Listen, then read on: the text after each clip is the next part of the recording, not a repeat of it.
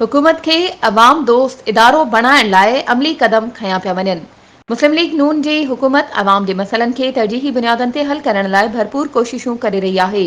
अहिड़नि ख़्यालनि जो इज़हार Khursheed Mirani, member SEPCO board of directors ऐं ज़िले सदर पाकिस्तान मुस्लिम लीग नून उमरे जी सादत जी मुबारकबाद ॾियण जे लाइ ऑयल सीओ सेप्को ऑफिस सखर में पाकिस्तान मीडिया काउंसिल जे वफ़द सां ॻाल्हाईंदे कयो।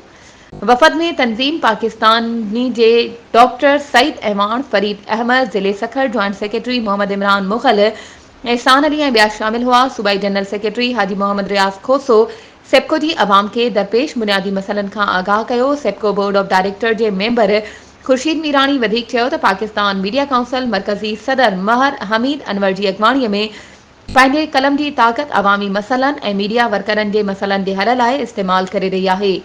वज़ीर आज़म पाकिस्तान मियां मोहम्मद शहबाज शरीफ जूं समूरियूं पॉलिसियूं पाकिस्तान खे हिक ताक़तवर ऐं मज़बूत रियासत बणाइण जे लाइ आहिनि। सेप्को सां अवाम खे तमामु घणियूं मुश्किलातूं दरपेश आहिनि। माण्हुनि खे रिलीफ न मिली रहियो आहे, जंहिं लाइ सेप्को बोर्ड ऑफ डायरेक्टर्स ॾींहुं राति कोशिश करे रहियो आहे त सेप्को ऐं अवाम जे विच में फ़ासिलो ख़तमु कयो वञे। वधीक ख़बरुनि ऐं अपडेट्स जे लाइ असांजे चैनल खे सब्सक्राइब कयो ऐं हा, बेल आइकन खे प्रेस करणु न विसारिजो त जीअं असांजी हर नई अचण वारी वीडियो तव्हां ताईं पहुचे।